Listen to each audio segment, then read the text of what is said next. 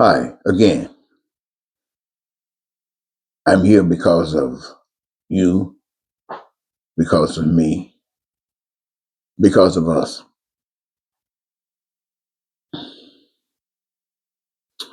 I often think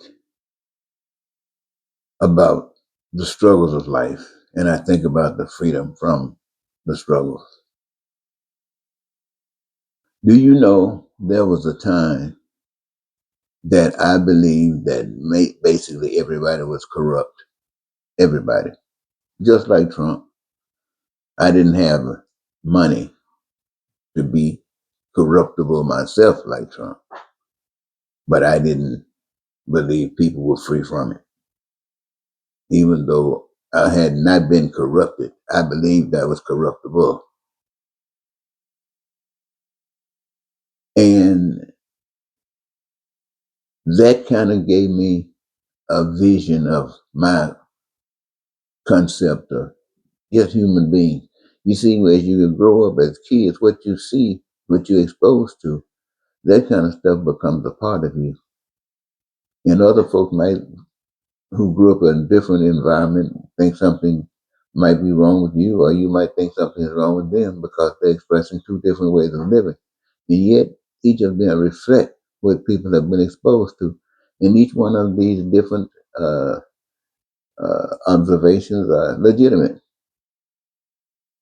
But neither one of them promotes the benefits of life. Why? Because they have not been raised in that type of environment. They have not been exposed to that type of stuff. And so when you aren't, you can't be. But I went to church as a kid, and I listened to what they read and talked about when it came down to Jesus Christ. And I've always said Jesus Christ was my hero. And I always wanted to be like Jesus Christ. So when I hear people talking about being a Christian, that has always been a joke to me because I have known anybody like Jesus Christ except a couple of guys in my lifetime. Dr. King and Malcolm X and those people that were getting killed for caring about people, black and white. They the ones reminded me about Jesus and what it was all about. Nothing was more important than getting it right. They didn't find comfort in life. In other words, they saw comfort as a trick to keep your mind off the real deal. And so I just always saw everybody as being a crook. A Christian was nothing but a crook, believing they were doing exactly what the devil said it was okay to do because it didn't cause them any pain, didn't cause them any suffering, didn't cause them anything. Jesus moved to the cross to say, in order to be free, you got to give up the fear of death and do what you have given to do. Take care of business. Until that business is taken care of, it'll lead you up on this cross. But you know that. This is the greatest sign that you can give that you've been born again. You know, when I ran for president when I was a young man, I was about 38 years old, I guess, something like that. And I was so glad to run because I had matured in my way of thinking, in my way of observation, in my desire to serve. Because I had been given something to say, given a vision. And for me, it was an answer to my prayer. And I'm thinking I'm just like everybody else. I'm just like you. So if it's an answer to my prayer, it's an answer to your prayer. I didn't know it always because there was no government system in place to show me anything like this while I was growing up. And as a man, still hadn't seen it, and I lived in a system that did not express it. And so when I got the vision, it was beautiful to me. So I'm thinking it's going to be beautiful to you, the American people, because it frees you from the bondage of the pain and suffering that we go through every day. It frees you from being a slave. It frees you from working for minimum wage. It frees you from worrying about how the bill is going to be paid. It frees you from all of this kind of stuff, right? So I ran for president, and this message to me was Jesus couldn't say it any better, but no Christian, no one paid any attention to it. I knew if they kept it up, they'd get somebody like Donald Trump eventually, because it would express their character, it would express who they are, it would express who the American people deserve. But I still stood out here. And another thing, when I came excited about becoming president of the United States because I thought you were ready and we were just going to have a wonderful life, at least starting then. I had promised my wife that we were going to be able to enjoy life because things were going to change. God was going to get the front seat. And so while I was out here, she was making the money to pay the bills. And I'm out here hitting the streets, going from state to state on street corners, trying to share the message with people. In other words, I'm doing the Lord's work. And God is blessing us so that I can do this. And we can at least survive. This is what I'm thinking. But now, having been out here all of these years, and you, the people, still claiming to be Christian, still claiming to care about folks, and the evidence is that God has given a message right before you, right to you, that answers when you're on your knees praying, and you can't even see it. Why you don't see it, I don't know. But I know one thing, it answers your prayers rather than, but it does require you to change. And what you are doing is you are following what somebody else said. Jesus said, you got to change. And somebody else said, you don't have to change that much. He died for you. So you're going to get through the gate because of grace. Your faith doesn't have to produce anything because you're already protected. You got your insurance paid up. Jesus was your insurance. Now you can just go ahead on free. Let the devil rule. Get people like Trump. Hate and be racist and bigots. You can do all these things according to the way the world is. And I come here and share the information that I share with you. And you come back and you start talking to me about being a Christian. That sounds dumb. To me, that sounds dumb.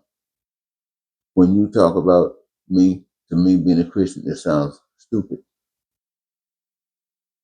When you talk to me about being a Christian, it sounds ignorant.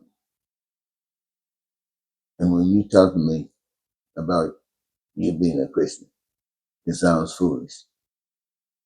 It sounds like you have no idea at all what it's about because your action speaks louder than anything that you say. And for you to be living in this hellhole, for all of us to be living in this hellhole, and the most we can do is fuss about it, tells all of us who has control. Jesus said, resist it, expose it, and show the way. Let your light so shine, the men can see who you listening to. So you definitely not listen to a Republican or a Democrat or black or white. You listen to the spirit of love. You listen to the spirit of truth. And that will lead you to peace and prosperity, freedom, joy, happiness, fulfillment, satisfaction in your life. And you can live the life.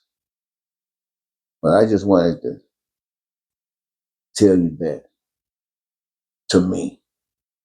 I'm not saying that you're not a Christian based upon what you interpret a Christian to be. But me, seeing a Christian is one like Jesus Christ. We would be living on this earth just like we're in heaven. Because we wouldn't take it any other kind of way. That's why Jesus isn't here. is not here. Why? Because the people weren't going to let that kind of stuff happen. And we are here because we have said, okay, we'll leave it alone. We'll give in. Because let me just say that is, you know damn well if you stand up for what's true, they'll kill you. You know that. And you know damn well that's why you won't stand up for truth. If you knew truth, if you recognize that it might be true that Jesus Christ was killed and he was buried and that he did rise up from the dead and come back and show those amongst him that were with him the truth of what he had been saying. And that motivated each of them to live the kind of life for truth that got them killed the same kind of way. As a symbol to the rest of the world, all of us, that being free means not taking this stuff. If you can do it on the big scale, you can change society. But if the big scale is not working, if it's just a few of you guys or one of you guys, you're going to get your graduation. Heaven is waiting on you. And they're so glad that you're coming. So I just wanted to share that with you. Let me see if I summed it up. Yep, I think the whole world is corrupt. And we are still living because God permits us to live. We haven't destroyed ourselves yet. But we are on the road to destroying ourselves. I know we've convinced ourselves that there's going to come a time when God's going to come and take some of us out. That sounds so dumb to me. God going to come down and take some of us out. We sit here in the middle of this slop, in the middle of this shithole all our lives, and couldn't see no way out because our hearts weren't there. And all of a sudden, out of all the things that have happened throughout life, God gonna come down somehow and cause you to be swept out and beat everybody else down to the ground by burning them up. When He's given you a choice to overcome the lie, to overcome the deception, to recognize the truth, accept the truth, and walk in the truth. He's giving you that choice. And you resisted that choice. What good would you do in heaven? Seriously, what good would you do? You just a sore. You would be just a sore waiting to spread, to turn into a cancer. Because why? Because you're not fit to be there. Now that's just telling it like it is. And God keeps loving you. So He keeps giving you. But then I come along and He does this thing of sharing with you. But at the same time, what is my report? I don't have to have a report because we are living in this stuff every day. We see it. We see nothing changing for good, nothing changing for positivity, nothing. All of this stuff is people struggling, trying to survive in this hell, trying to keep your head above water in this hell, rather than lavishly living because you care about yourself and you care about one another and you geared your life towards working in a situation and an environment where what each of you do complement that which others are doing as well. And it causes. Yeah. Anyway, I think I'll leave it there. I want to thank you so very much for giving me this your time. And until next, Eddie Marcus say goodbye for now.